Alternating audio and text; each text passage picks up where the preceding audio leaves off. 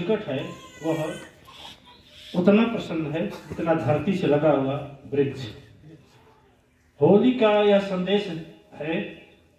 होली, एक बार कहते हैं कि भगवान कृष्ण राधा से पूछे कि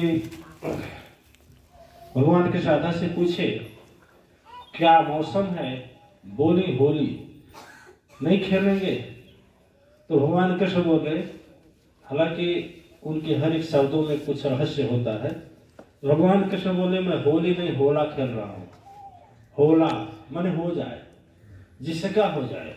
अच्छा, आप देखते होंगे रंग को किसी पर डाला जाए तो जहां डाला जाता है वो उसका हो जाता है। जैसे यदि लाल इस पर डालेंगे तो यहाँ सफेद नहीं रहेगा, सफेद और लाल दोनों हो जाएंगे, ठीक है। काला डालेंगे तो ये काला नहीं रह जाएगा।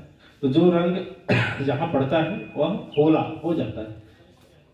होला का भगवान कृष्ण का मतलब सही है कि होली एक दिन की ना हो, प्रत्येक दिन की।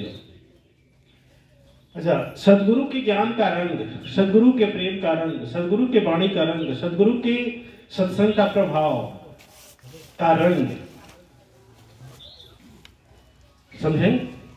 सदगुरु के ज्ञान रूपी रंग, सत्संग रूपी रंग जब सदगुरु के शरीर से निकलता है और जहां तक फैलता है, जब हमारे ऊपर वो भीजने लगता है, उसमें भीगने लगते हैं, सराबोर हो जाते हैं, तो हमारे शरीर से इसी फूल की तरह महक निकलती है। महक का मतलब सुगंध, सुगंध का मतलब अच्छाई, अच्छाई का मतलब सब लोगों को प्रिय, सब लोगों का प्रिय को मतलब जब सब लोगों को प्रिय तो सदगुरु को भी प्रिय, सदगुरु को प्रिय तो ईश्वर को भी प्रिय।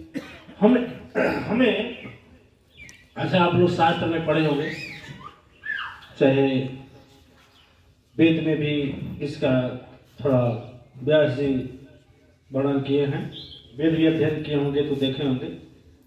तो उसमें लिखे हैं कि होली 3 प्रकार की होती है, रजोगुण, सतोगुण, रजोगुणी, सतोगुणी, तमोगुणी। यानी इस तरह से लेने, एक मानव की होली, एक दानव की होली, एक देवता की होली। मानव का, दानव का, देवता का एक होती है। अच्छा देखिए, आप लोग जानते होंगे गायत्री परिवार के संस्थापक थे पंडित आचार्य श्री राम शर्मा जी। वह आह्वान किया था एक बार कि पूरे भूमंडल में मेरे जैसी होली कहीं नहीं होती होगी। लेकिन मैं आज देख रहा हूं कि इस तरह से हमारे मातेश्वरी परिवार में भाव जग रहे हैं होली के, तो इस समय तो हम लोग कहेंगे कि हम लोगों जैसी होली पूरे परिवार में नहीं हो रही है। हम चाहेंगे कि इसका प्रशिक्षण थोड़ा ले लें, ताकि जानकारी नहीं है कि कब फूल चढ़ाना है, कब गुरुजी आकर कहाँ बैठेंगे, कहाँ मिलना है, कहाँ प्रणाम करना है, कहाँ आशीर्वाद देना है, कहाँ आहुति करनी है, कहाँ फूल लेने हैं, कहाँ माला डालने हैं। सब लोग फाइल लेकर चल दिए। हो सकता है अभी कर हो जाए शुरू तो हम पीछे रह जाएंगे, होता है ना। आज जैसे हर कार्यक्रम में जानकारी होगी कि प्रथम दिन कलश रखना है, कलश रख लिए। आज जानकारी है उठेगा तो हम 3 दिन, तो बीच में कोई विसर्जन तो करेगा नहीं करेगा। जब जानकारी रहती है तो नहीं करते। काल रात्रि माँ जिस गाने को होते हैं तो काल रात्रि माँ को परिक्रमा करके लोग प्रसन्न करते हैं। उसी तरह से पहले जानकारी हो, कै बजे खाना होगा, कै बजे आना होगा, कै बजे कौन सा कार्यक्रम रखा जाएगा, है? तो देखिए, अच्छा, होली के विषय में समझिए कि 3 प्रकार की होली, रजोगुण, सतोगुण, तमोगुण। होली का मुख्य सिद्धांत है कि 3 गुण से तो मनाते हैं, लेकिन इसकी शुरुआत 3 तरह की बात आती है, तीनों एक ही महत्वपूर्ण आती है। किसी ने कहा वशिष्ठ जी माने, वशिष्ठ जी मांगे मां से कि ऐसा करें कि 1 दिन का समय दे दीजिए, गरीब अमीर, झूठा सच्चा, अच्छा खराब, सभी लोग खुश हो लेंगे, खुश हो लेंगे। यानी हमारे ब्रह्म ऋषि देवर्षियों की बात यह है कि हम लोग खुश हों।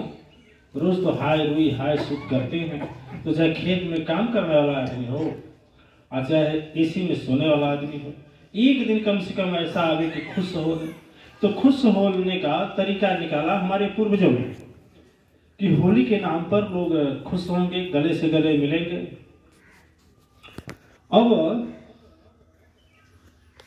वशिष्ठ जी की मान्यता उतनी तो ये नहीं है, लेकिन ये होलिका वाला अब तक चला है। होलिका, आप लोग नहीं थे कल, हम होलिका के विषय में समझाए। होलिका हिरण्यकश्यप की बहन थी, और ये मौसम ऐसा है कि जिस दिन फागुन का पूर्णिमा होता है उसी दिन ये होली पड़ता है, फागुन के पूर्णिमा के दिन। तो आज है ना फागुन का पूर्णिमा का दिन।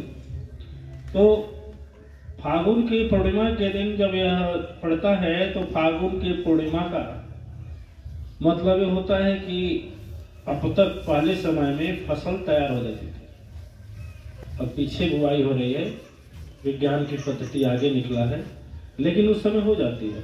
तो जब होली जलती है तो उसमें ये जो फसल का थोड़ा सा तोड़ कर लाते हैं, उसमें डालते हैं, फिर उसका भुनभुना बनाते हैं और प्रसाद रूप में रखते हैं। तो अब उसमें नई फसल के आने का इंतजार मनुष्य के। भाई सबसे बड़ी जरूरी तो अन्न का होना। यदि अन्न एक टाइम ना मिले तो भले यहाँ आकर के और हम तमाम रद्द करें, चावल चाहे भोजन रद्द करें, लेकिन हम महसूस करते हैं कि उस चावल के एक दाने की कितनी कीमत होती है। यदि हम उसको अपने घर थोड़ा नष्ट करें तो बड़े जो घर का मालिक रहेगा बौखला जाएगा।